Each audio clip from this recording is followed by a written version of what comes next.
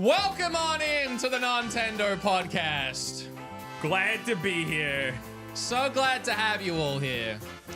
Oh my god, what a day. I feel like so many of the episodes start like this. Bingle literally just watched me have a nervous breakdown.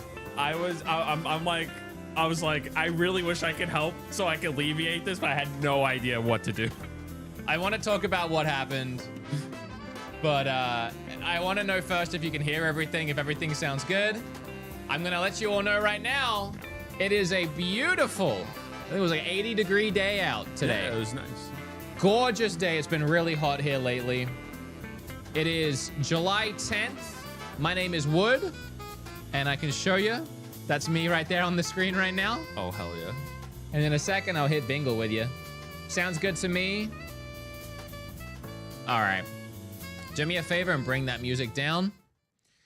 Thank you so much. And then I'm going to cut to you, Bingle, and I'm going to hit you with this. Is that one you? Yeah. Oh my god, it's me. It still says ham on the switcher. Wait, really? Yeah.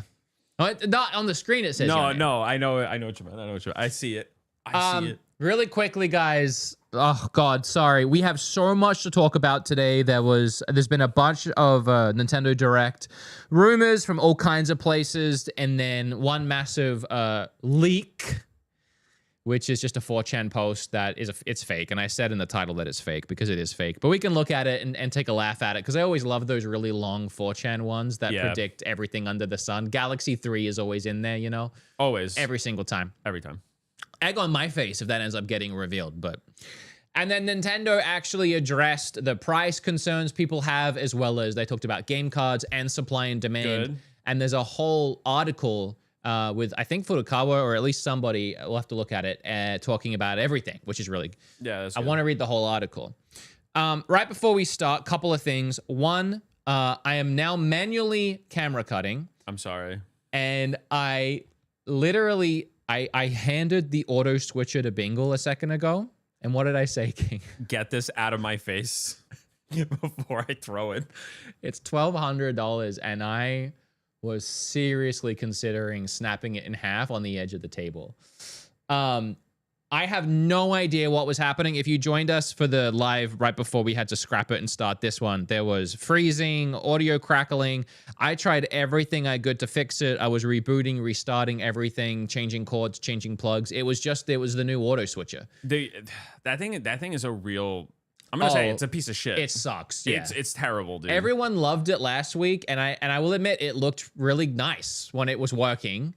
But the crazy workaround that we had to do, King, to get it to work. The nightmare you have to go through to get this thing to even function, it's not worth it. It's not worth it. It's really not. I was like, let me just press the buttons. I'll do it. I don't care at this point. This is terrible. It was terrible. Just seeing what you have to go through to get this thing to function. It was like, I don't know, snakes and ladders, just trying to route the audio through everything and like connect this to here. And putting bad names on snakes and ladders. It was really, I am going to get my money back. But I was going to use it today, even though it was literally took me hours to set up again because everyone liked it, and it did work once I, snaked and laddered it, but it was causing crazy video lag and audio lag and causing OBS to crash. Yeah, it was no good. Yeah, it just put too much strain on the system we were using. It was no good. Terrible. Yeah, drop the price on the Roadcaster on video, I guess. Yeah, so anyway, sorry. Now I have to manually switch again, and I got to find another solution for switching. And Max isn't here because he called in sick again, and it's all falling apart on me. But I got Bingle. I'm here. All right, and we do have to start the show. I have an intro for you here, and then believe it or not, there's a little surprise after the intro that I'm really excited about. Oh, hell yeah. Personally, I am. What button's the intro?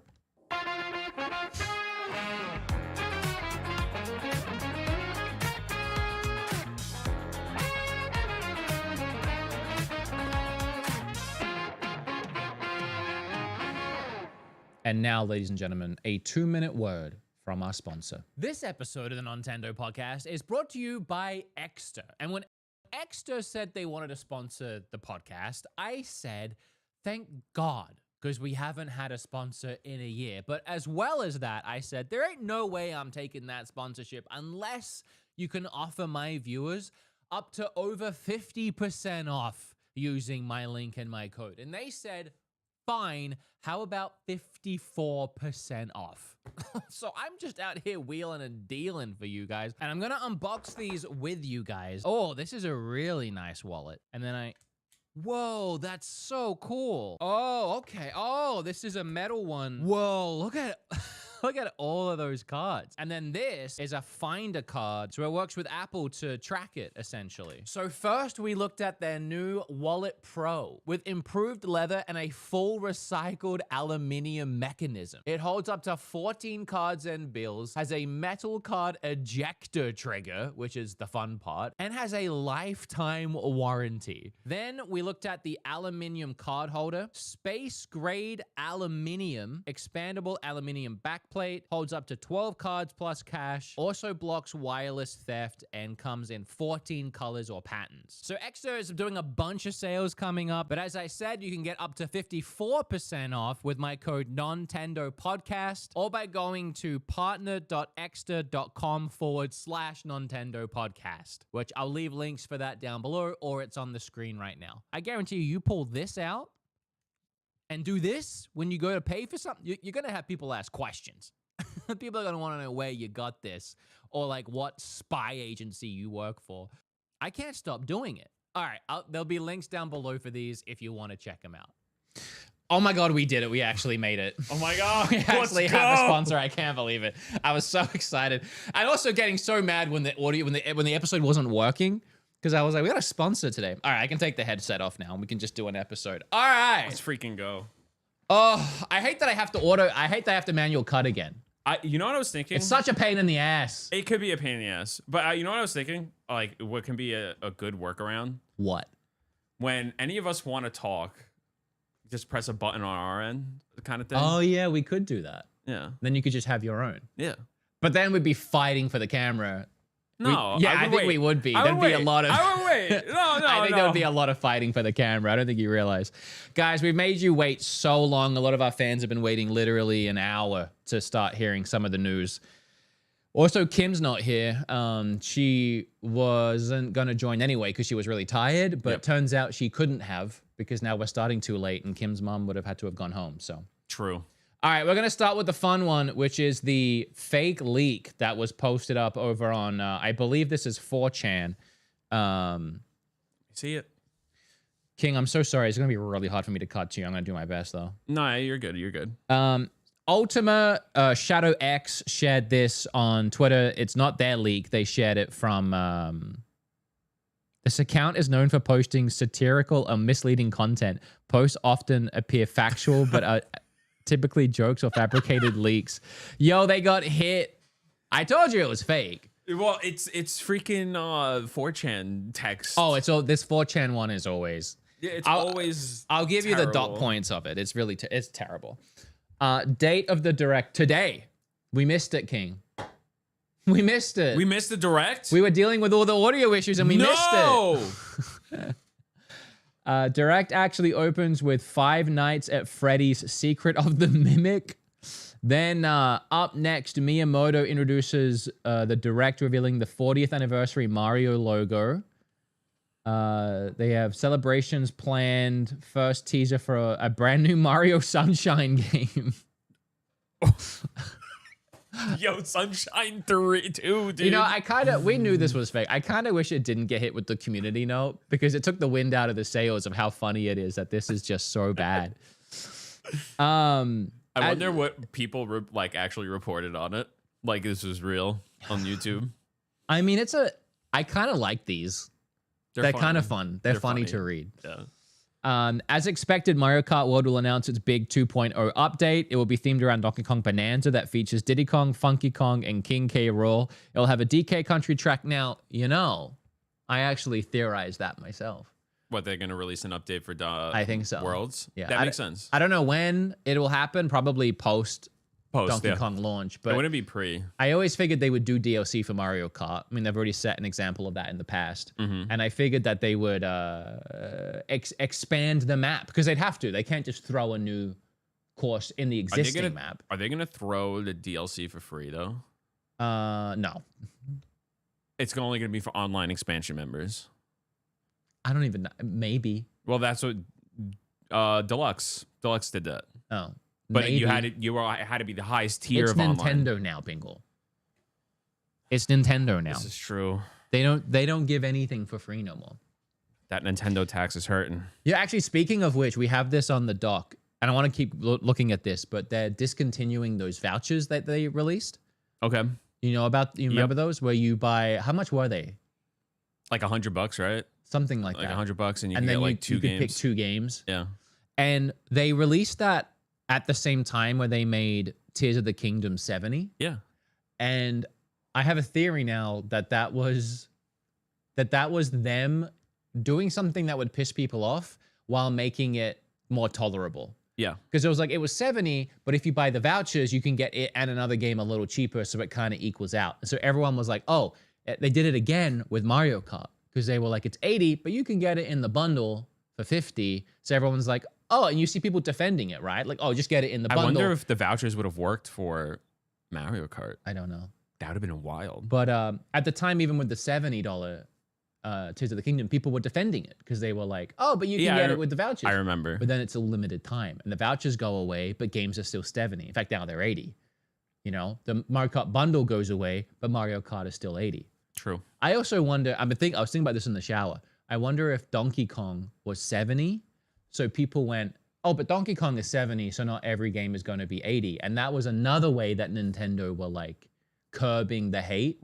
And then after Donkey Kong, everything's going to be 80 anyway. Well, also Doug Bowser went on the record saying it's variable pricing, meaning not everything's going to be 80 or 70. Yeah, I know. It's But all I think be- what that means is that most things will be 80, and then every now and then you might get one that's like 50 or 60. Like a Game Builder Garage might be 50, Yeah. A little pissy like remake of a Kirby game might be 50. Or what's that one? Dragon Race? Or what is it called? The one. Yeah, you got it. Dragon Race. That's the one. It's called Dragon Race? Yeah, Dragon Race Queens of the Stone Age.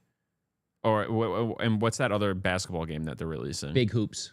Big Hoops? Yeah. That's like $30. Yeah, it is. Yeah. Is that what Big Hoops? I Big don't Hoops know. Better Baseball? Is that the one you're talking about? No. What game are you talking about? The one where you have to drag the Joy-Cons. Oh, wheelie bins. Wheelie chairs. Wheelie. Yeah. That's what it's called? Yeah, wheelie chairs. $30. The one that's like motion controls? No, you have to use the mouse. Yeah, it's really fun wheelie chairs is what that I game can't wait is for called. that game.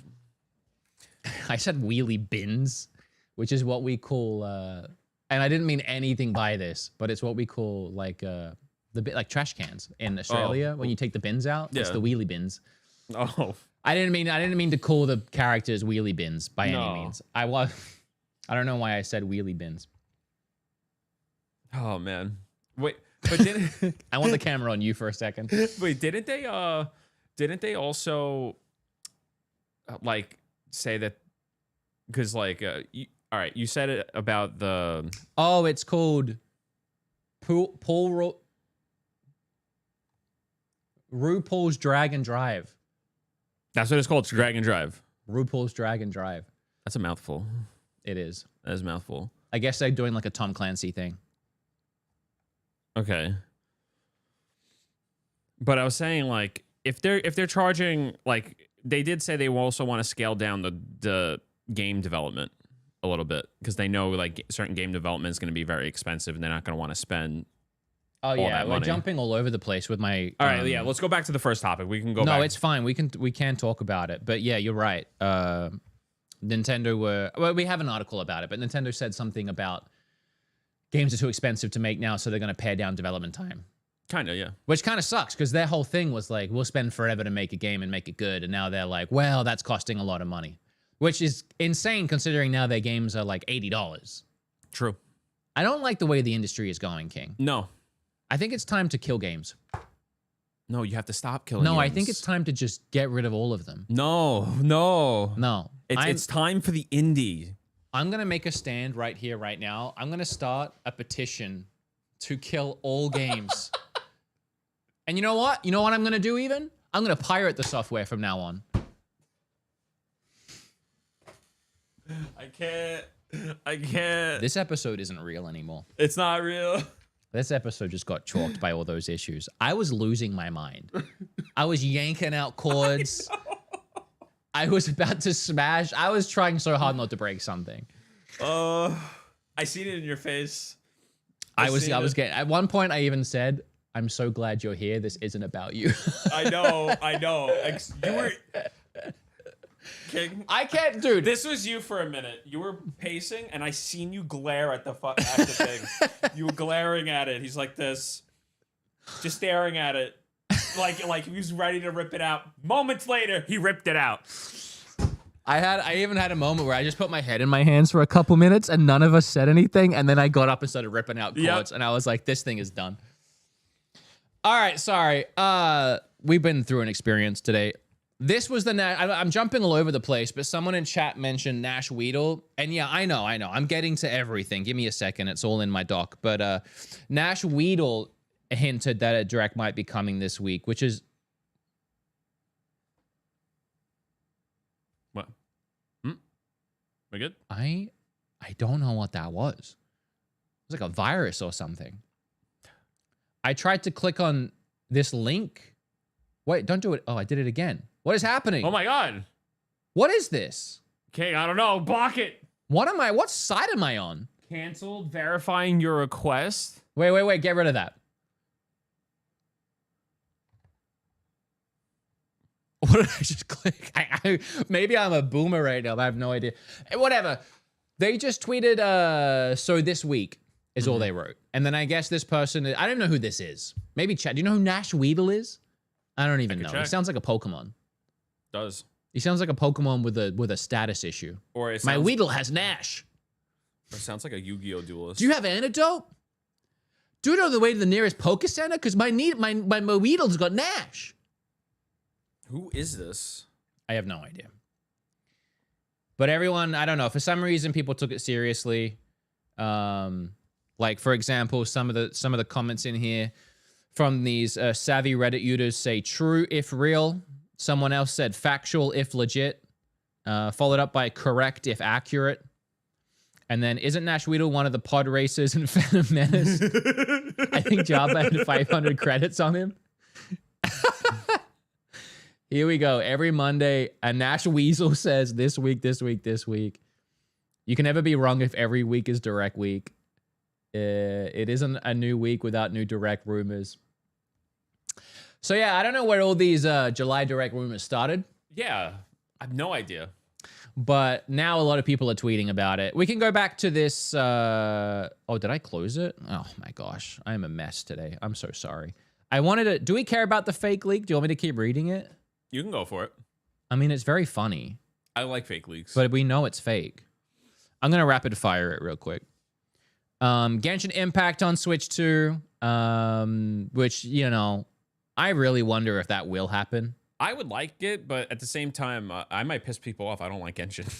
We tried playing it the other day. I can't do it anymore. Yeah, it's not great. And you know what? And this has come from someone who put hours into the game. You've seen what I had in the game. You keep saying you don't like it, but you did finish it. You did like 100% everything.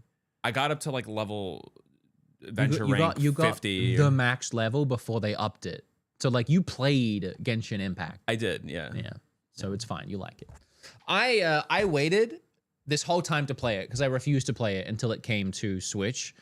And then we had the baby and I was sat there just kind of, I was looking for things to play and you play with you. And I was like, screw it. Let's just try Genshin. I've been waiting this whole time to play it. And then I finally played it, and I had to play like 15 hours or something crazy to even unlock You had to get co-op. to adventure rank 15, which can take a bit. It took so long. And then we finally did co-op, and we found out it's one of those games where in co-op, it locks you out of doing missions. Yeah, it's all co-op is for is like grinding mats and doing dungeon. Yeah, so I was like, well, that was a waste of time. Yeah, and then I wanted to play it with you. That's the whole reason I wanted to play it. Well, I knew you were desperate to play games and you were bored because you were ready to play FF14, and that's not something you would play. I downloaded FF14. I love FF14. You know what I've been playing? What? Death Stranding 2. I know you have. Yeah. Yeah. Very, very sparingly at night when I spend time away from Stinky Joe. Oh, okay.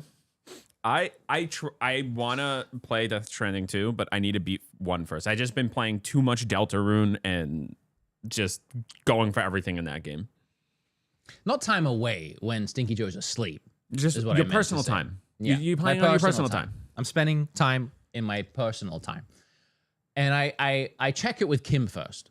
I'm like, do you mind if I go play an hour or two of Death Stranding? She's like, sure, I got it. Nice. Just so everybody is clear that I'm not avoiding my son. I like it. It's very much the same game again, but I like it. I heard the first game, from what everybody tells me, is I have to give it a chance, but like at the end of the first game, it picks up big time. So the first game picks up after chapter 4. Okay. And I feel like it's just like a rolling ball down a hill from there of like speed of just like crazy action. But it takes so long to get there that people bail on the game and they think it's just an Amazon delivery game. Yeah, me. Yeah. This time around, they put all the action in the first episode. To get you in, just to get you hooked. Yeah. That's a good idea. I mean, they do. So I don't know what you consider a spoiler from the very, very first opening moment of the show. But obviously, you're still walking. You're still going somewhere. Yeah, you're traveling. So I won't say where, but you get asked to essentially do it again. And the first, I want to say hour or two, is walking somewhere. Okay. But there's enough stuff on the way, and it's relatively quick. It feels fast paced. You hit like 4 or 5 locations on the way, and then you are able to get back very quickly. And along the way, you're doing fights, you're like going through camps, you're like stealthing and like taking guys out. And then there's a big boss battle even before the first chapter ends. Okay. So that's nice. Yeah, I'm trying to dance around spoilers, but they definitely get to the point sooner. And people saying just wait. Yeah, no, I know. If that's how the first act started, I'm prepared for it to get crazy. Trust me, I played the first one. But so far in the first couple acts, it feels like the same game with a new story. I fully expect it to get crazy, though. People are saying to read donation. What's up with your direct leak from your source? It's not my leak, actually. It's Ultimate Shadow, and it's a 4chan thing, which is, it's a 4chan as far as we thing. can tell, it's fake here. Yeah. All right, we can move on. We're spending too much time on this. Paper Mario Peculiar Pencils is announced. What? In the leak.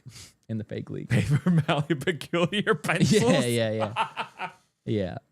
Oh, that's a great name. We'll move on because it's all fake. Wait, what? Do you want to talk about them scaling down on games?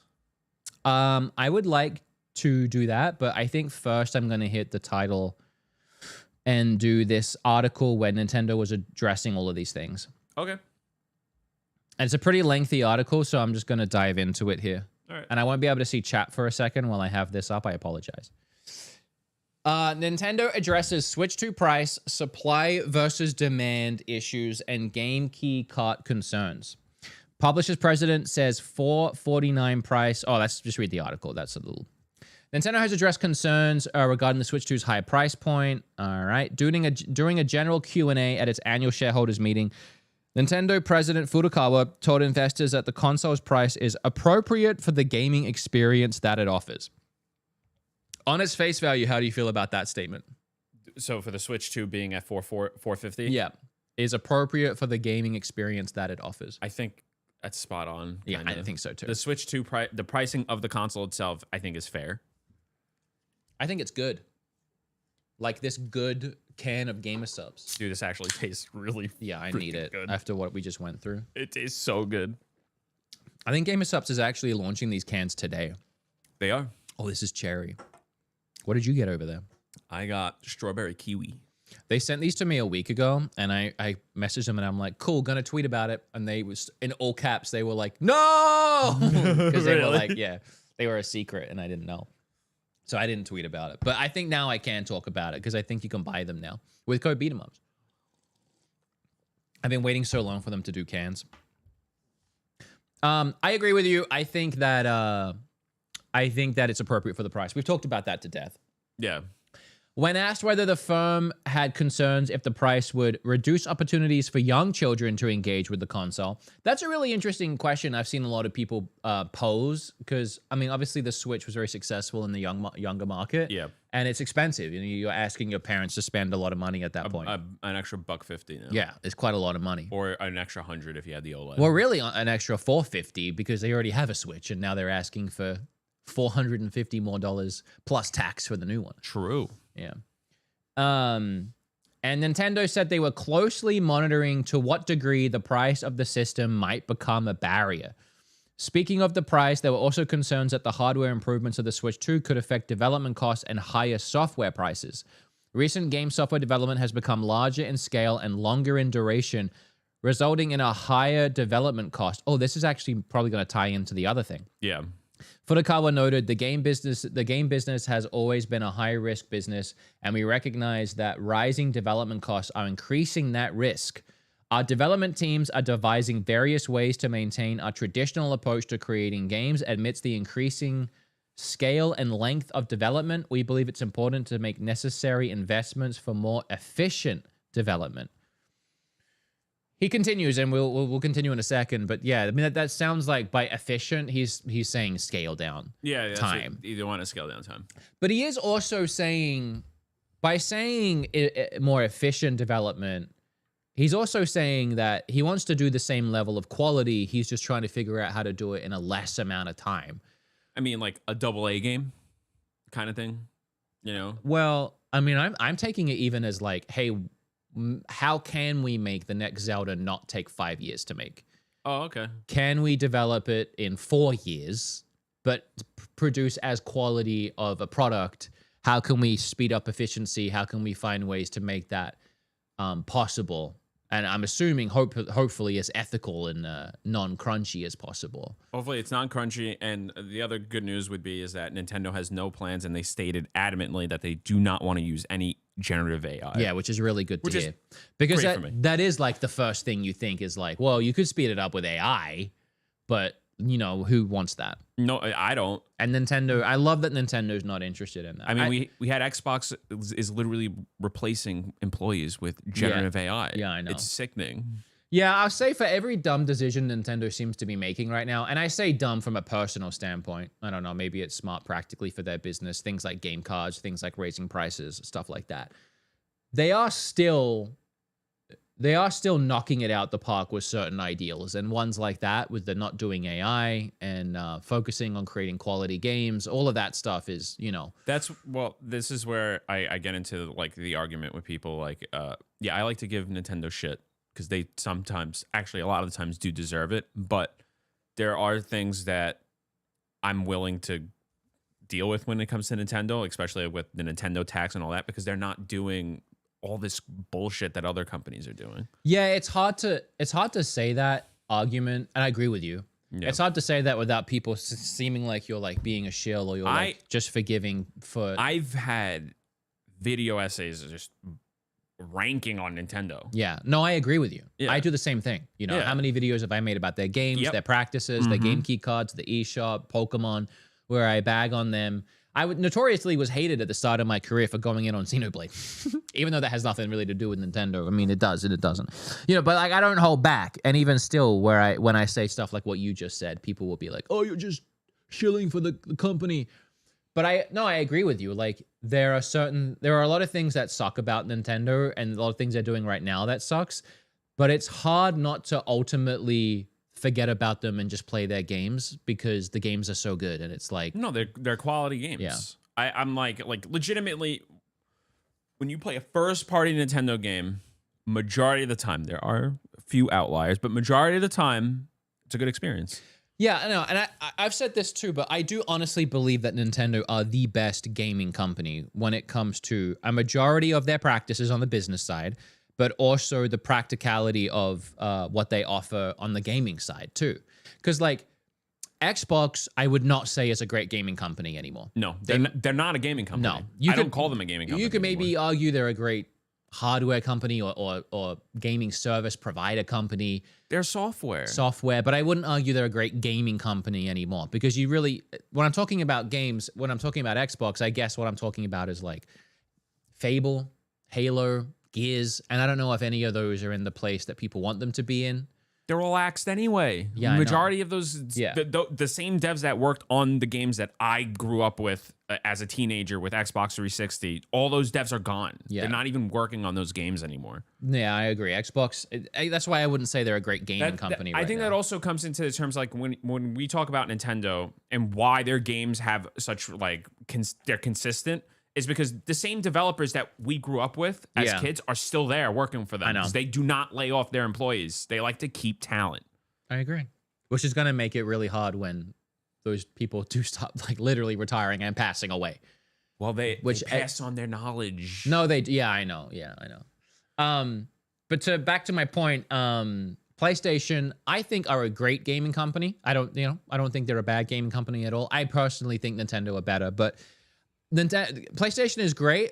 It's just, the frequency, they have great quality, but Nintendo has quality and quantity. And I feel like the quantity on PlayStation is getting slimmer and slimmer. We're getting like 1 a year, 2 a year. The same thing that goes on with Xbox. It's not as egregious as Xbox. Okay, I want to make that clear. But the same thing that happens with PlayStation, there's a lot of employees that get laid off too when it comes to PlayStation. Yeah. It might not be the same employees that they had years ago and have to relearn a bunch of different things, Yeah, I agree with that. And when it comes to their games are great. My only complaint with their games is almost always a PlayStation exclusive game is like a third-person over-the-shoulder action game. Yep. It's most likely going to be a shooter, most likely going to be gritty, most likely going to be mature, most likely going to have zombies of some kind. Maybe, God of War is more like a hack and slash type thing, but it also kind of has zombies. It kind of has like, that kind of vibe. God of War is sick, but you know what I mean? It's the same over the shoulder gritty. You have God of War, you have Last of Us, you have Horizon. I mean, even Spider-Man. Spider-Man is the most like bubbly and personality filled and like, I think different to the other games. It almost feels more platformery in a way, but it's still an over the shoulder third person action game. But like, even then, like not even going to go off on yeah, maybe the third person action games are getting a little stale, but I don't want a remaster of the same game 5 times. Yeah, there is a lot of that going on too. Yeah, I don't want that. Like, I want what? Last of Us remaster. Yeah, I don't really want that. Going. But I do love PlayStation. I'm literally playing Death Stranding right now, my favorite over-the-shoulder gritty action game. It's good. It's good. I like it. I literally just said how much I like it. I do like it. Doesn't it also challenge the status quo? Like Death Stranding, it does things different. Death Stranding is a very unique game. It does things very different. But end of the day, it's a gritty over-the-shoulder action game. But then you look Kojima. But it is Kojima. It's awesome. I love it. I do love PlayStation. I'm just saying when it comes to their games, they're all very samey with different storylines. When it comes to Nintendo, though, and I've talked about this a bunch, they have a game in like every genre. And it's always the best in the genre. You have Animal Crossing as their first party, like cozy life sim game, and is often regarded as like the best cozy life sim game. Yep. You have Smash Brothers, which is their fighting game, and it's often regarded as the best fighting game. I mean, a lot of these can be disputed depending on your opinion, but I think for the most part, I don't play fighting games, but I play Smash. Right. You have Mario Kart, which is a kart racing game, and it's often regarded as the most fun and best racing game that you can get. You have Mario Odyssey, the 3D platformer, which is often, and all Mario games in general, are often regarded as the best 3D platformer. But again, it's another kind of game. You have their over-the-shoulder shooter, which is Splatoon. I wouldn't say it's regarded as the best game of all time. I'm going to cut to you. But it's fun. And at least they have a game in the genre, and it is fun, right?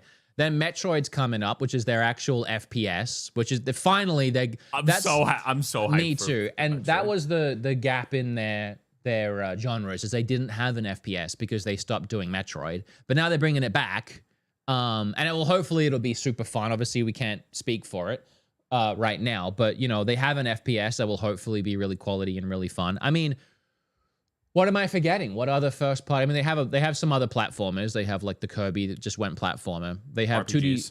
2D RPGs. What do they got? Xenoblade 1 and 3. Xenoblade 1 and 3 are sick. Yeah. They do have RPGs. I don't know if they're regarded as like some of the best. Well, they're definitely not some of the worst. I freaking love 3. I wouldn't put it up there with Claire Obscure. Claire Obscure is amazing. I know. My brother streams on Twitch. Yeah. His name is Arrow. I think it's just Arrow. Infused Arrow. Infused Arrow, yeah. I should know. Thanks. I'm glad you knew. Yep. And he's been playing Claire Obscure, and he does not. It's his first time playing a JRPG. It's JRPG coded, yeah. Yeah. Well, definitely. RPG, JRPG. Yeah. It's his first time playing a game like that, and he loves the story. I think he loves it, but he just got to gradient counters, and he hates gradient counters. At first, it threw me off. Yeah. I don't blame him. At first, gradient counters threw me off. Raging and saying that it's ruining the game for him. You gotta. It's so funny to watch. You gotta like take a moment. You know, He's usually my early morning watch. Yeah, because he's in Australia. Yep. Weird Australian. All right, let's get back. Anyway, let me finish my point. I just feel like Nintendo, when it comes to making video games, and I know I'm sat on a Nintendo-themed podcast. I don't know how else to tell you this, though. There's a reason why I am sat on a Nintendo-themed podcast, not a PlayStation one. It's because I prefer it. Mm-hmm. Because I love it. Yep. What do you want me to tell you? You know? If I thought this way about Xbox, I'd have a big green X behind me. I don't know what to tell you. I mean, you do have a good chunk of Xbox games. I do. We keep saying that. You can't see them. There's a lot. There's at least 50. And Xbox. Might be 60. Honestly, I can't believe the amount of Xbox One games you got. Actually, let's just show them. That you're gonna show? People have seen it before. This spins pretty easily. There they are. Look at all those Xbox games. That's a lot. I don't want to pan up, but hold on, I can do this. Look at all those and by the way, look at all those PlayStation 4 games. All right? So I'm not playing favorites here. Well, I am, but I like it all. You know what I mean? Trying. Where are we? There we go. I said all of that to say that I think Nintendo is the best gaming company. I think they offer the best quality. I think when they release a game, they know that it's going to be a good game. There are exceptions. We had Peach Showtime. Yeah, I did not like Peach Showtime. No, but it was more for kids. Yeah. So what are you going to do about it? Going back to this, I'm sorry. I still can't see chat. I just assume you're all agreeing with us and nobody is upset. I feel like I have to hedge it so much because there are always people that are like, Xbox is really good, which is good. Like, if that's what you prefer. I used to be an Xbox fanboy, like huge Xbox fanboy. It's definitely a preference. Let me go back. It's definitely a preference thing because there's one thing that Nintendo doesn't do. Well, there's a lot of things they don't do. Yeah. But the main thing they don't do is big budget, high fidelity, crazy graphic, over the shoulder, third person action games. Sometimes I want that though. Yeah, I know. So me too. I would love Nintendo to do that actually. And Nintendo just don't do that. They don't offer that. And that's what PlayStation offers. And it's definitely like a more mature market. And it's definitely like catered for people who kind of see, you know, the gamer that sees Nintendo as like kiddie games or like goofy fun, something they'll play with their family. They'll load up a Switch to play Jackbox, but they're not exactly going to sit there and play Splatoon. They're more interested in playing Call of Duty and, you know, the latest Last of Us. And they're going to look at Nintendo and be like, what are they making, little kiddie games? What is this, Leapfrog? So like there's different strokes for different folks. And when it comes to Nintendo, that's what strokes my folk. You know? I get it. And oh boy, does it stroke it. But at the same time, I am like a 35-year-old man, and I also like gritty over-the-shoulder action. So Death Stranding also is stroking my folk. I mean, King, we also play a lot of competitive shooters too. Well, we used to at least. We used to play That's a lot true. of Valorant. I know we play a lot of Valorant too. I play everything. I really do. I'll play literally anything that's fun. And I'll say this, I don't think a Nintendo game has ever made me cry. Ever.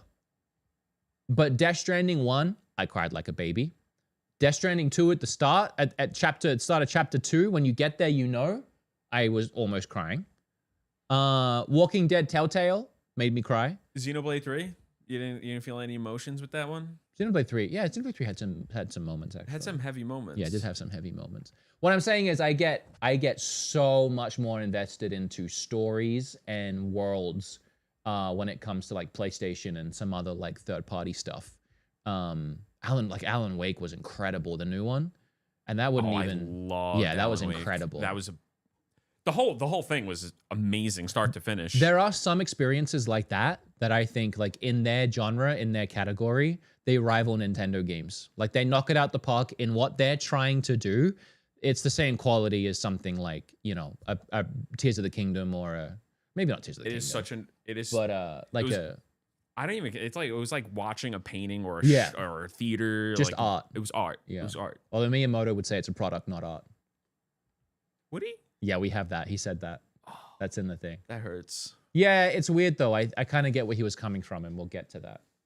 We're in a big thought experiment right now as I go through this. I apologize. I know I'm off on a tangent, but I do want to clarify that yeah, I love PlayStation 2. I definitely love, and I do think there are experiences outside of Nintendo that rival Nintendo. Astrobot, for example, is a platformer made by Sony that I think rivals most of Nintendo's platformers. It's the only thing that justifies my PS5 at the moment. Yeah, Astrobot, and that's a 1-for-1. That's actually a platformer. Yeah. You know, and I wasn't even talking about that. I was talking about like bigger budget things. You know, they just put Cloud and Sephiroth into that. I was seeing clips today. In what? In Astrobot. Wait, really? Yeah, it's like little collectible Astrobots. Oh, hell yeah. Yeah, I can find a clip of that later, maybe. Sorry, let's go back to this. Okay. All right. What time is it? 7:30? Okay.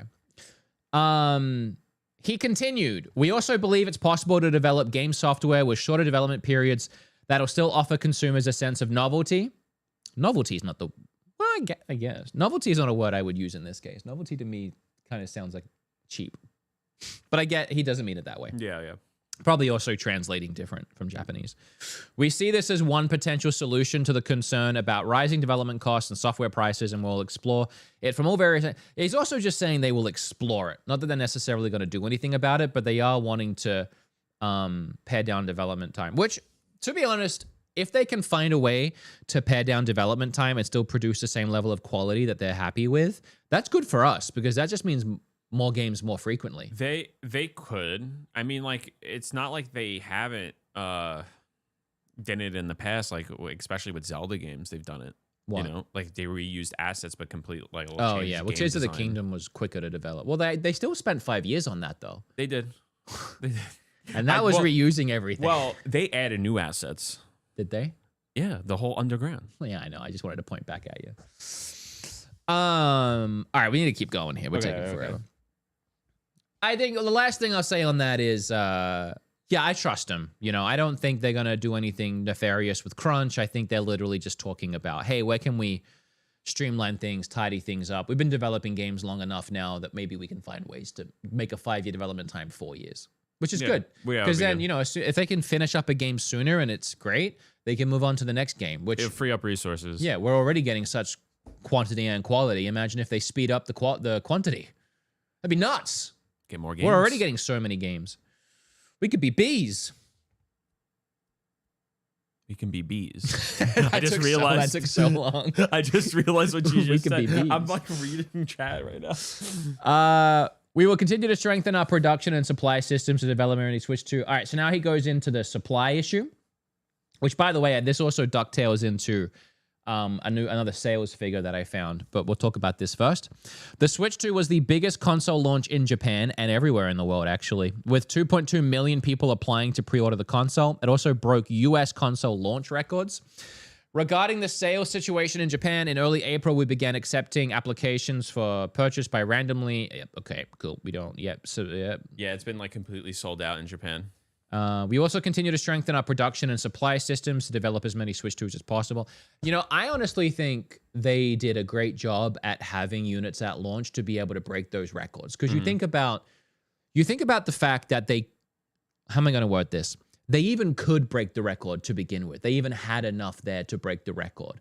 Because you think about PlayStation 5 when that released, even if they would have sold that many, they literally wouldn't have been able to because there wasn't enough supply. No. So there was also a global chip shortage at the time. Well, that was why, yeah. Yeah. But even still, you know, with Nintendo right now, even still, I mean, I know there was a chip shortage then, but you got to think like when a console launches, there's X amount of systems, right? Yeah. We know that they broke insane sale records, so they had to prep for a what if we break insane sale records. So they had enough there just in case they made history like 5 times over, and they did. And that's why they were able to do it. That's a gamble, though. It is a gamble. That's a gamble. Yeah, to make that. Well, I mean, I think they knew they would get rid of them eventually, but you know, most of the time when there's a launch for a console, public developer, whatever, console manufacturers don't make that many at launch because then they're not going to sell them. But Nintendo literally said, let's put as many as we can out there just in case. I feel like, all right, this might be a weird, I feel like because they did that, they even had like naysayers, people who were like dead set on boycotting this thing, Yeah. buying it because it was just so readily available. Yeah, maybe. I think also having that many there is awesome because once people hear like, oh, it's broken insane records, it sold 3 million. That's an instant thing in people's minds that are on the fence that go, Wait, didn't it? well, I want to be part of that 3 million. It must be good if 3 million people are buying it. How many? I think it's like on trajectory to outsell the Wii U in its current like what the Wii U sold in its whole lifespan. It's on trajectory. If the Steam keeps up, and who knows, right? Mm-hmm. But obviously, if it's already breaking sales and it's only been a month, it's on trajectory to do something that no other console has ever done before. Like just absolutely blitz everything. It just depends on if Nintendo can actually keep up the momentum. While we're talking about this already, I wouldn't mind pulling up the sales numbers that I found if I actually put them in here and I remembered to put them in here. Yep, Switch 2 sales still crushing it. So we're going to deviate from the article and we're going to ducktail back into it. But this is on Famitsu. I don't know why I struggled with that.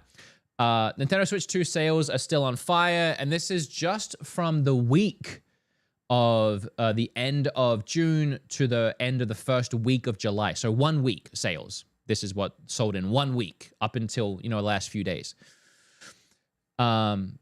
The Switch 2 sold 160,000 more units in Japan. Okay. In a week, they sold 160,000 more. Damn. That's just in Japan. Damn. They also have other sales figures here. I mean, it's not really, a fair comparison because, these consoles have been out for a while. But the OLED and the Switch Lite are selling 6,000 each right now in Japan, which is more than PlayStation 5, the normal Switch, the non-OLED one, PlayStation 5 Pro, Xbox, PlayStation 4. They sold 23 PlayStation 4s. That's funny that they even have that metric. What I'm saying is Nintendo, between the Switch 2, the OLED, and the Lite, sold more than everybody else. So even their last gen still crushing it, let alone the Switch 2 still crushing it. Look, I'm going to say this in a way where it's not meant to be negative at all. Okay. If there was ever like a console war, I think Nintendo have stood the test of time and right now are winning the war. Oh. Like if we were to have that silly hypothetical conversation, I mean, obviously Xbox has been out for a long time. So really it's just PlayStation and Nintendo, which kind of feels mean even to still call it a war in that case. But Xbox is... Yeah, let's not go back. I don't even know how they're even, why they even consider themselves console manufacturers at this point. I mean, everything's an Xbox. Everything is. My phone is. My phone. My folk is. Do you know what's not an Xbox? What? Could be if you hack it. If you hack it, that's true. I don't know what point I was trying to make by that. It's funny to me that we used to have like console wars, but I mean, look at it. Look at what's happening here. For comparison's sake, here are the numbers from last week. So last week, they sold 130,000 Switch 2s, and then OLEDs and lights were obviously top again. So 2 weeks back to back, I mean, just in Japan, we sold another 300,000 consoles. And then here are the software charts. So this, I believe, is also from the last week. So Mario Kart World is the #1 selling game in Japan at 114,000 copies, which is almost as many Switches that sold, so that makes sense. Okay. I don't know what the second number is. I'm going to guess maybe total for Japan. I can't really see what else that would be otherwise. Number 2 is Tamagotchi Plaza on Nintendo Switch W, which I'm assuming is just the first Switch. And then Death Stranding 2 was the third best selling.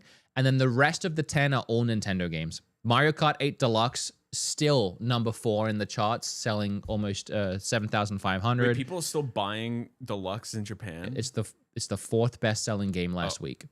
Oh my God. Just under Death Stranding 2. What? This is I know. It sounds really... I wish I had worded it differently than they're winning the war, because I think it's so childish to even bring that up. But they're on another level is what I was trying to say. They're on another level. Because like I know people are going to be like, well, the Switch 2 just came out, the PlayStation 5 is old, but like Deluxe and Jamboree are still selling almost as much as Death Stranding 2. Like it's just they're just operating on a different level right now. Although you could argue that those are only selling so well because the Switch 2 is out. Maybe people are going back and picking them up. But still dominating here. Tamagotchi Plaza, Animal Crossing New Horizons are still doing numbers. Minecraft on the Switch specifically, Fantasy Life, and Rune Factory are the 10 there. I love Fantasy Life. Yeah, we really enjoy it. Cutting back to the article, we'll continue to strengthen production and supply systems to deliver as many Switch 2s as possible. This criteria in Japan includes having a Switch Online membership. Yeah, no, we know about all that. Okay, so moving on. Essentially, for the supply and demand, they said they're going to continue strengthening relationships and trying to meet demand. Okay. So, well, isn't the Switch 2, don't they have a Japanese version, a region-locked Switch 2 that's cheaper? That's probably what a lot of the Japanese people are trying to gun for. I mean, I think that it sells more here because we have more people. We have more people here, right? Mm-hmm. We have to have more people. They're a tiny little island. Yep. I don't know how many people live in Japan. No, there's a good chunk. There's a good chunk. There's a good chunk of people live in Japan, of course, absolutely. But can you Google how many people live in Japan? Sure. We should know that. I've been there twice. You have been there twice. To be fair, I didn't see them all. I didn't start counting. You know what I mean? The second I land. Okay, 1, 2, 3, 4. Nope, that's a tourist. 5, 6. 124 million. Wow, that's not that many. That's a lot considering it's a. Well, how many in America? Like 600 million or something? The last time I checked, it was 400 million, but that number can be off. Google it. I know that there's only like 2 million people living in Australia. 340 million. 22 million. How many? 340 million. Oh, that's way less than I thought. Well, twice as many. Yeah. So you would have to imagine the US sales are doing better in general, just because there's more people. Yeah, there's a. All right. What? No, I was gonna say that it's 120 million. It's not. That's not bad. I can see. That's an insane amount of people for a tiny island. That's. I mean, it's not that tiny. It's not tiny, but comparatively to the U.S. I'll Google. Japan size versus U.S. This is like a couple of. I feel like Japan. Oh yeah. I feel like Japan is like the size of like our East Coast, maybe a little less. Oh yeah, you're on it, King. They Right? even compared it to the East Coast in this picture. Yeah. I don't know if you'll be able to see this, but that's Japan, and then here's just the East Coast right here. Yeah, it's basically our East Coast. So they fit everybody. Man, that's crazy. That's like I don't want to keep doing this, but that's like UK. It's such a tiny little place with so many people. Well, How do they cram them all in there? the majority of our population on the East Coast are in the cities. Yeah, I know that's true. All right, can we move on. Can we please move on? We can move on. We can move on. Kid. Hey, can you cut the mics for a second? Okay. I need you to stop. You're completely derailing the show. I'll keep derailing it. I need you to stop. I'll keep doing it. You are literally, you will go the way of Ham and Max. Bring the mics back. Mics are back. Thank you, buddy. No Love problem. you, buddy. No problem. How you doing over there? What? Are you crying?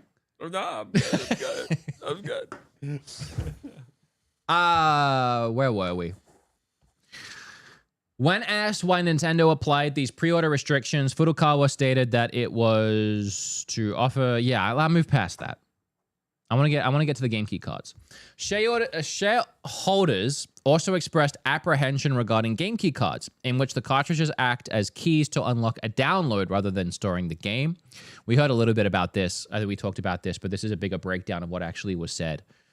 Seeing Nintendo do this is a little disheartening, said Night Dive Studios CEO.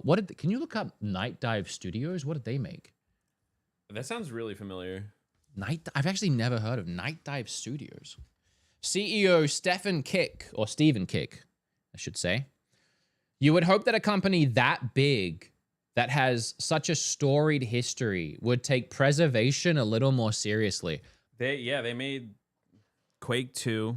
Oh, wow. Turok 2. They made Turok and Quake. That is, I'm gonna read that quote again Strife. because I made you Google, and you weren't listening. Yeah, tell me. Listen to how badass this quote is from this guy. You would hope that a company that big, that has such a storied history, would take preservation a little more seriously. This is what the studio told Yeah. Nintendo. Yeah. I mean, yeah. Yeah. He's right. It's funny that they're saying that this was in an investors meeting. So this guy said that right to Furukawa's face. I love that. That's how I'm gathering that. That's balls on that guy right there. No, I agree 100%. And I talked about this in my Game Key Cart video, but I'm going to reiterate it here. As you can see from behind me, Nintendo fans in general, we're very nostalgic people.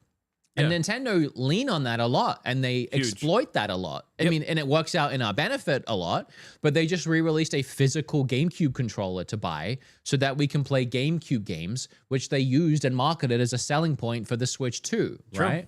They released these physical amiibos, these actual toys that they expect us to buy and spend $30 on because they know that we like to collect and they know that we like to have. Like, what other company... like gaming company, PlayStation and Xbox aren't releasing little toys of their characters from their games because no one would buy them. They also have to know that people who are buying Nintendo are physical collectors. They have to know this. Exactly. Like the crossover of people that have like some NES games that they've picked back up or Super Nintendo, like the cartridges and stuff like that. I feel like collectors are way more Nintendo focused because there's just so much of it. There's so much nostalgia there. But in general, we're such physical people. And I remember Ham and I sat here and did an episode somewhat recently in the last few months where we pulled up the statistics on how many sales of Nintendo Switch games were physical. And it was something like 60 or 70%. It's a big number. Of Switch games were physical sales. So you take all that into account, and I really don't know why Nintendo thought it would be a good idea to have most, if not all, of their third-party games be essentially digital. We'll put it this way. If Nintendo didn't exist, GameStop would not exist either. I don't know if that's true. I feel like a lot of people go to GameStop and buy like a $10 PlayStation for Call of Duty. Really? Yeah. The Xbox and PlayStation sections are always the biggest. Because they're always the sections that have the $5, $10 games that have like the buy 4, get one free. You can only really do that in the PlayStation section. No, I think they do make more money there than you realize.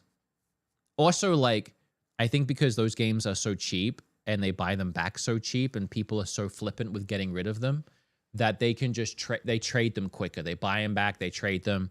Whereas they buy like a Galaxy back, they got to spend $20 and then sell it back to someone for 40 or 50, and it just sits on the shelf. I think I could be wrong. You want to call GameStop? Maybe we'll get that same girl from that one time.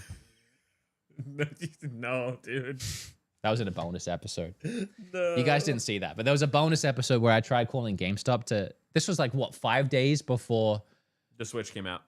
I could probably find the clip. I don't know how well the audio will work. Is it worth it? No, it's not worth it. Nah, it's fine. It's fine. I called GameStop and someone answered, and I asked them. This is in an episode in a bonus. I was like, I was being silly. Remember, I was just being goofy to begin. I wanted to find out if they were doing a midnight launch. Yeah, yeah. But I goofily asked, "Hey, is the Switch 2 coming out next week?" Like I didn't know, and she said supposedly not. And I was like, "Wait, what? What? What? What? You mean is this new information?" Out? And she was like, "No, it's not coming out." What do you mean? What do you mean? It's so funny. Okay. No, I can hear Stinky Joe crying. Stinky. Where were we? In response to investors, Furukawa said Nintendo will continue to work closely with publishers to support the various distribution methods offered on the Switch 2. This is one of the new software distribution methods we have introduced to accommodate the larger game data sizes on Switch 2 compared to the Switch, he explained. Software can be released in various formats, and we will continue to work closely with software publishers on many fronts to ensure they actively support our platform. I understand why he's not really giving an answer there. I kind of don't like that he's not giving a total answer there, but he is also saying that he will work with publishers on many fronts to ensure they are actively supported and are supporting the platform. So I think ultimately if these third-party publishers and developers are like, yo, this isn't working. We need game key cards to go away, and we need like actual cards. I think then that's something that they're saying, well, they would look into it. Yeah. Well, like you said, 70%, was it 70, 60, 70% of people bought on the Switch 1 physical? Yeah. And I feel like at this moment, at this current point, right, is probably a lot of the most dedicated Nintendo fans that are buying the Switch 100%. So they're going to be the same people that want physical. I agree. And I talked about this in my video too, but there was a publisher or developer that said that the Switch games were selling beyond the lowest of low expectations. Some people tried to point out that like they're all older games, people weren't rushing out to buy Hitman again or whatever, right? And all that is true, but I posed in the video that the publishers and developers, when they say we had expectations, they took that into account. Mm-hmm. Like they know their game is old. They know they're not putting out a new game. They're not expecting to sell crazy amounts. They said that they had low expectations. They had like a level of low, and they sold under that. Well, so they took everything into account, and even still, it was abysmal. I'll tell you this. There was the Raidu game. Yeah. I was excited for it. Me too. I didn't buy it. Well, yeah, you know why? Because it's not physical. Because it's a game key card. Yep, I'm not buying it. And you could buy the physical for Switch 1, but then it wouldn't have the upgrade, and you'd be playing a Switch 1 version on Switch 2. I'd rather, at that point... I'd rather pluck out my eyebrows. I wanted to play it on my Switch 2 for the portability and have it at 60 FPS, but at that point, like, I was like, oh, should I just get it for Steam? And I'm like, you know what? I'm just not going to get the game. I'd rather fist a cactus. That's bold. Like, just like in my hand. That's... Just hold one. Damn. Yeah. Damn. What do you think I meant? Not suited for the general audience. Ew. Disgusting. That was it.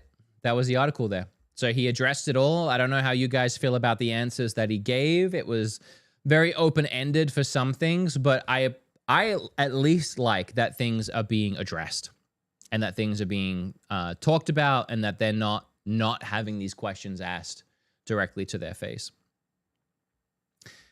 All right, so I don't know how much longer we can go, because we were, supposed to start at 6 and it's already 8. I much prefer doing those longer shows, those like hour and a half, 2 hour long shows. Mm-hmm. But we still got to do a bonus episode, and if Bingle doesn't get to his train on time, he's gonna have to stay the night. The trains stop at some point. So the trains stop at some point. We kind of got really royally screwed by that Roadcaster video thing, unfortunately. Listen, King. I would love to stay. I mean, we can look at chat for a bit. Here's everything I had. Donkey Kong director and producer have been revealed. I have some points to talk about that. I know. I mean, there's so many things to talk about. Hold on, let me keep going. Let me show you everything that I have here. I like to get through all this stuff because I kind of feel like what the podcast has become is like the weekly all-round catch-up of everything that's happening in Nintendo news. And I don't like when we miss things. Miyamoto viewing games as products, not art. There was a... That's crazy. That's crazy, Miyamoto. See, I feel like I should read it. Let's just go. We'll fire through it. There's a lot. You want to fire through everything? We can fire through it. Chat, should we fire through it? One in chat if we should. I think we could. They sold the lowest of lows on only one game, Lamau, said Michael Gutman. Yeah, then you're not wrong that that's all we know for sure. That one publisher or developer has said that. I do think it's across the board. My guess is that it's across the board. And I feel like, what game would that have been that it would change the opinion that it wasn't all of them, that wasn't Cyberpunk? I'm pretty sure we have numbers on all of them and they all sold really low.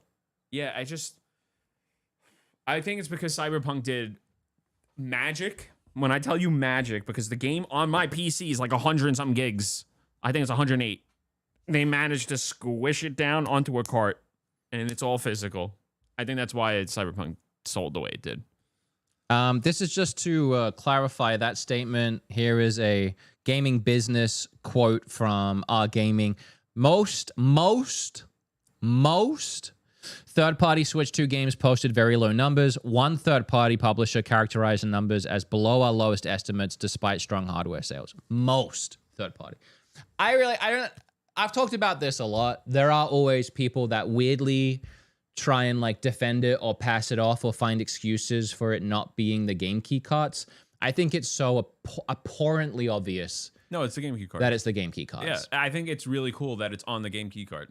If you ask literally anybody that didn't want to buy one of those games at launch, why they didn't want to buy it, they will say game key card.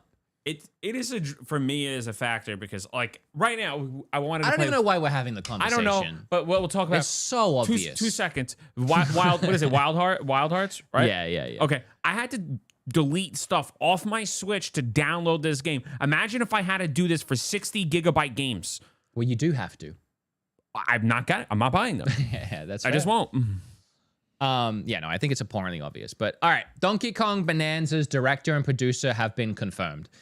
So this is good news, Mark. We can be bees. We can be bees. No one understands what that is. With the brain rot. Donkey Kong Bonanza's key development staff, specifically its director and producer, has been confirmed. I'm trying to zoom in here for you guys. Here we go. Thanks to a new interview with IGN. We knew that the team behind Super Mario Odyssey has been busy working on Donkey Kong Bonanza, but it's now confirmed that Kazuya Takahashi is serving as game's director, while Kenta Modokata is the game's producer. I feel like I did pretty good at pronouncing that second one. Which is interesting. Modokata, nope. I put a W in there for some reason. Modokata, nope. Motokura. I don't know why I'm. Previously directed Super Mario Odyssey and worked on the likes of Super Mario Sunshine, Pikmin, and Super Mario Galaxy. So to reiterate that, it was the director of Mario Odyssey that is being confirmed that has directed Donkey Kong Bonanza, which is really all we need to know. That's cool. But to add on top of that, he also worked on games like Sunshine, Pikmin, and Mario Galaxy, which... Well, he's the producer, right? That's the producer, the guy you just mentioned. Oh, you might be right here. Hold on. Yeah, you're right. Yeah. So the game director, this is what's interesting to me. The game director is Kazuya Takahashi, who is worked on a lot of Square Enix titles, Really? Final Fantasy titles, and did their open world game design. That's interesting. So I wonder... What ones? I'll tell you. Final Fantasy 14. Love that game. Final Fantasy 15. This is so weird. The MMOs? Yeah, Sonic Adventure 2 apparently. Oh wow. But I think as a producer, he did also, but like I don't think the original. I think he ported it or something. I'm not sure. He also worked on a decent amount of Sonic the Hedgehog 4. Wow. He did also House of the Dead 4. That's so bizarre. Why is he directing and not producing? Why is it flipped? I don't know, but like he worked, but they were mostly like he was credited in Forspoken as well. That's really... Oh, no. Well, don't tell me that. A special thanks. Well, don't tell me that. Yeah. Well, to reiterate, don't worry about that. That it's still the entire development team is still the Mario Odyssey team. It was headed and directed by that guy who apparently worked at Square Enix before. Well, from what you even played it, right? At the Yeah. It seems open world. Seems like open world ended at least. I couldn't really tell. It seemed like you have these open world sections. Okay. Where it's almost like on a giant platform. Like Odyssey. Yeah, it was really hard to tell in what I was playing, to be honest. I couldn't get that far in it. Okay. Yeah. What else can we say? Either way, here? I'm excited as hell for this game. Me too. Takahashi only joined Nintendo back in 2020, bringing with him some key experience in open world game design. Oh. See? Yeah, interesting. So I guess it must be open world of some kind. Of course, the key question, Princess, in our minds now is what might potentially mean for the next third party, I can't read anymore, 3D Mario title with Modokata on producing duties for Bonanza. Does this mean he's been creating a new Mario title? Okay, now they're just speculating. All right. Yeah. So there's that one. Cool beans. That is cool. That is really, really good to have that confirmed. You seem really annoyed by this Miyamoto quote. So let me get this real quickly. It's not a long article and we can breeze through it. So during Nintendo's latest shareholder meeting again, we go back to the shareholder meeting. Miyamoto stressed the importance for developers to work for the consumer, not your boss. So he's actually coming at this from a really pro-consumer way, and you'll see what I mean by that. Ensuring that teams can produce games that will satisfy players. Afterwards, ex-Nintendo developer Takaya Imamura added his own 2 cents to the conversation and stated that Miyamoto has always viewed games as products, not works of art, and believes that his background studying industrial art helped shape this viewpoint. The actual quote is, Mr. Miyamoto studied industrial design at an art university and he views games as products, not works of art. I think this perspective is what leads to game development that's more aligned with the user.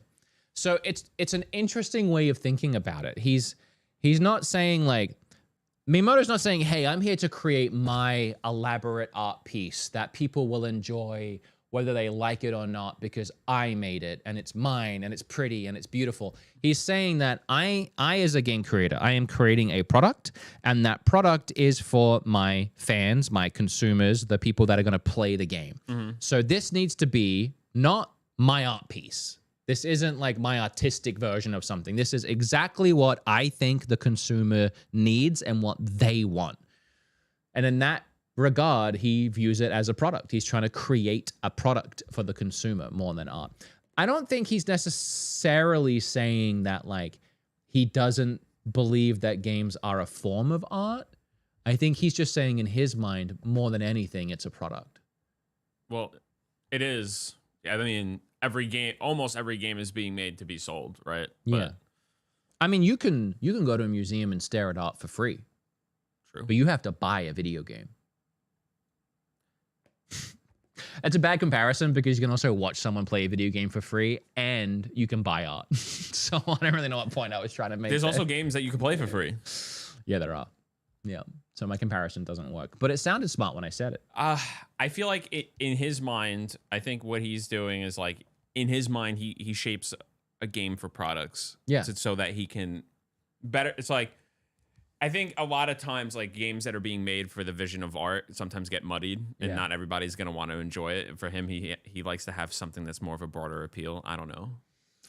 I think, yeah, he just wants consumers to be happy more than he cares about making something pretty. I don't know. I mean, I don't create games. Miyamoto creates games. He's been making games since the 80s, but I disagree a little bit. I'll do you now. I disagree. The discussion about, this is from the article, whether game development can be viewed as an art form has been going on for many years. And we believe, yes, absolutely, it is an art form. But it's one that customers are ultimately paying good money to experience. And we don't necessarily believe it's wrong, therefore, to also view them as products. And I agree. Okay, that's fair. That's a fair statement. That's what I was trying to say to you. Oh. No, okay. That was worded better. Yeah, no, I think that's where he's coming from. Like I don't think he's saying it's not art. I think he's just saying he is creating a product. It is an art form. However he wants to do it. He can see it as pee-pee poo-poo caca. He can see it as like, oh, this thing that I'm making, I hate it and it sucks, but I'm making it for everybody else. And as long as that thing is awesome to us, I don't really care how he views it. I don't really care how he thinks Zelda is. I like it, and he helped make it. I also think Miyamoto is in the mindset of like whatever's fun. He likes to have fun. He likes to have a bit of fun. Yeah. If he cared about art, he wouldn't have let Drag Drive look so bad. You know what I mean? It's a product. You tell me you don't want to play that game? Artistically, I think it looks awful. It doesn't look good. Gameplay-wise, it looks fine. Switch 2 sales still crushing it. Switch 2 price. GameStop selling a stapled Switch 2. 3D platformers ranked by IGN. Oh, this we have to look at, Bingle. What is it? This for continuity, I feel like we have to look at this. Oh God. Give me a second here. Let me make sure this is 5 or more. Yeah, okay. For some reason, the audio is actually working now that we ditched the thing. This is a tangent. I'm so sorry. You know how recently we talked about Attack on Titan being the best anime of all time? Yes. And then we looked at a video from a guy that was rating the top 20 episodes of all TV shows. Yep. The highest rated ones. And 6 of them were Attack on Titan episodes. Correct. This is the same guy, and he's followed it up. This is greatest episode runs in TV history. What does that mean? So how many 10-star episodes they had in a row. Oh. And the top 10 shows that did it the best. Like how many perfect episodes in a row did they have?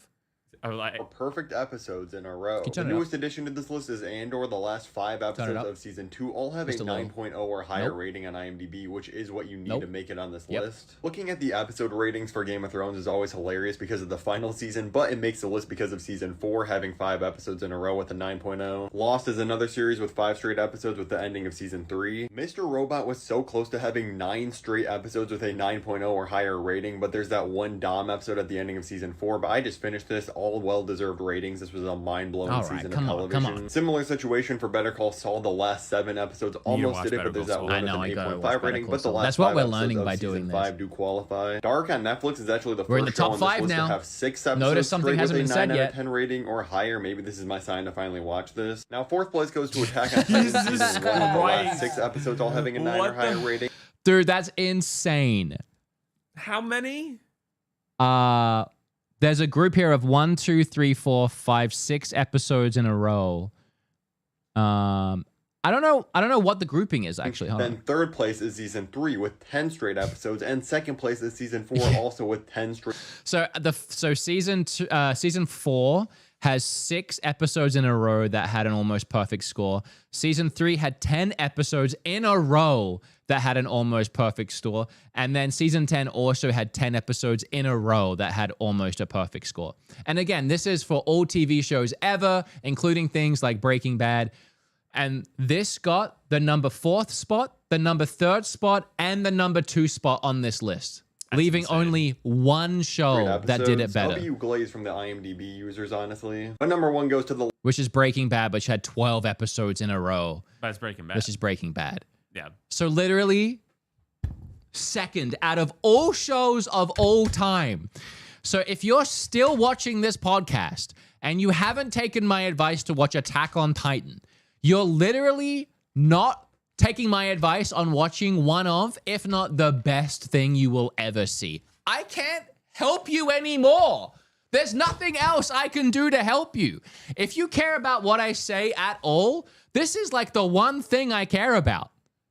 Go watch Attack on Titan. This man has an amazing statue. He does care about Attack on Titan. It's sick, actually. The statue is a picture of it. Statue I don't want to move it. I'm scared to move it. Twink Link and Animal Crossing Crocs. That was everything, really. That's all of it. Free Twinkling. Free him. Yep, there you go. There's Animal Crossing Crocs. How do you feel about that? We're just blasting through at this point. Okay, I might have a hot take. I hate Crocs. Everybody does. I like wearing them in my house. Everybody hates them. I believe no one actually likes them. Just like I believe no one's actually ever had stick drift.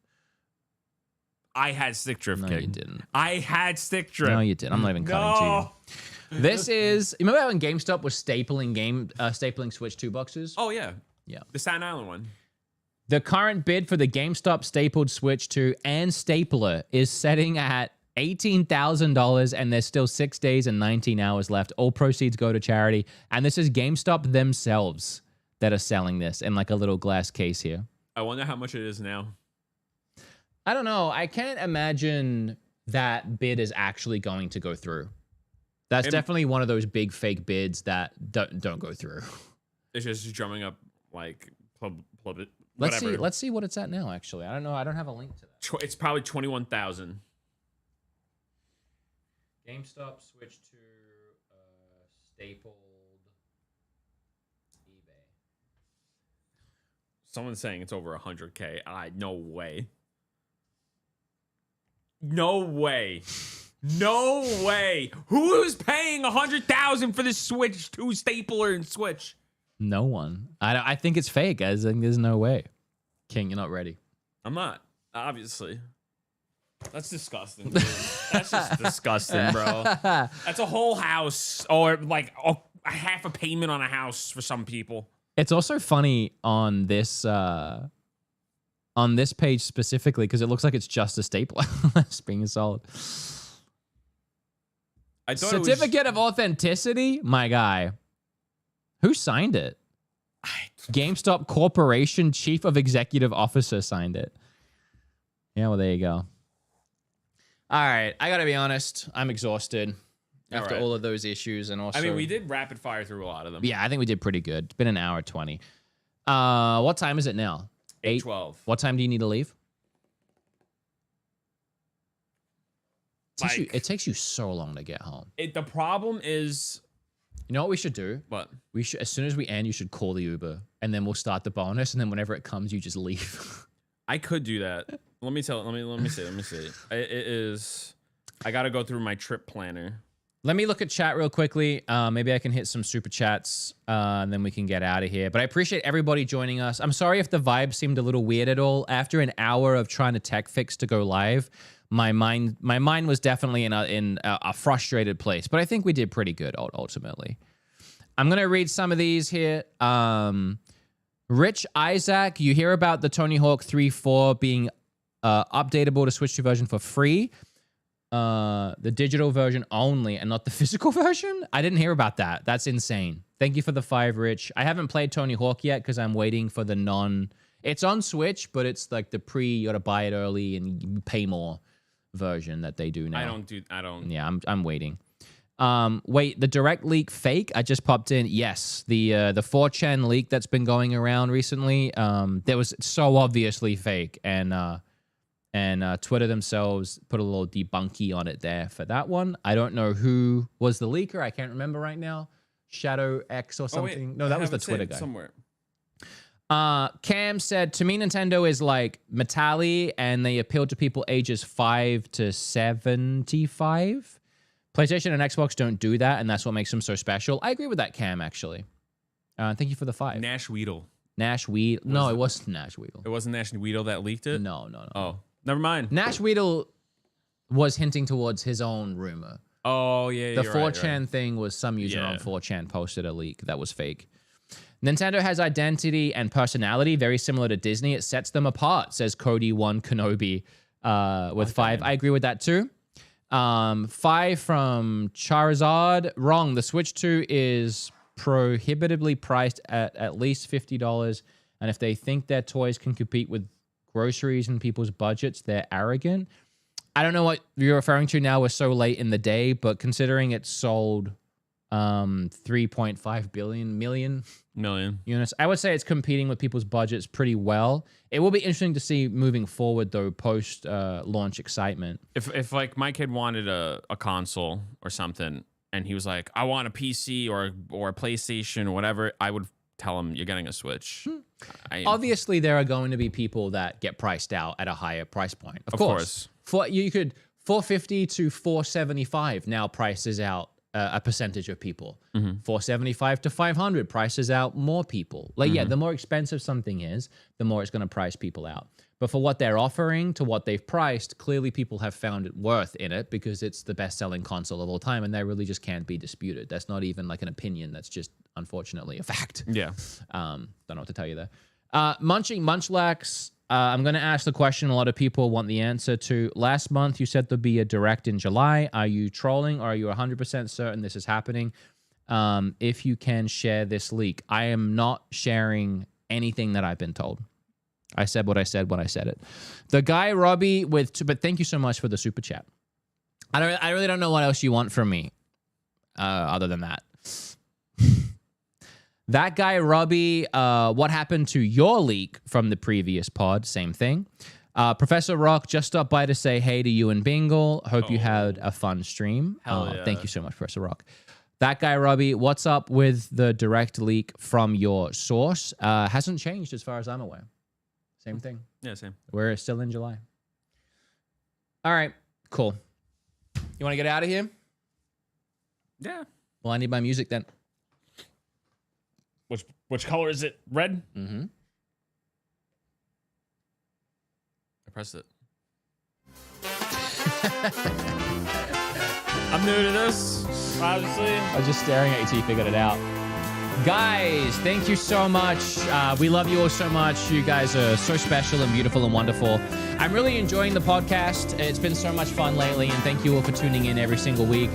Oh, I was gonna ask you guys, did the audio from last week's episode actually go out? because we were having technical issues. And if it did go out to audio platforms, was the first word in the title Nintendo or Intendo? I was trying to figure out if there was a typo in the title there and if the episode actually went out on time, because I couldn't find it on my Spotify, so I was getting confused. But then it was on iTunes, so there might have been an audio glitch last week. Please let me know if you saw anything. Yeah, if you're a Patreon, we're going to try and do a bonus episode now for you. As always, Patreons get a 30-minute bonus episode right after the main episode where we continue the conversation. It's kind of like a little after party, and if you want to join it, it's only $5 a month, and it's over on our Nontendo Patreon. Please come say hi. Also, this episode actually has a sponsor this time, and if you could please help support them, there are links down below in the description to Extter and their beautiful, wonderful wallets of the future. Thank you, Bingo, for joining me today. Anytime. You can check them out at Fried Biscuits over on Twitch. Thank you, all of you, for joining me today. If you're listening to the audio or you're watching, like, comment, rate us, give us all the stars and all the likes and all the comments and everything that you've got for me. What else? That's it. I love you personally, and I'll see you next week for another banger episode where we can break down the Direct. Bye.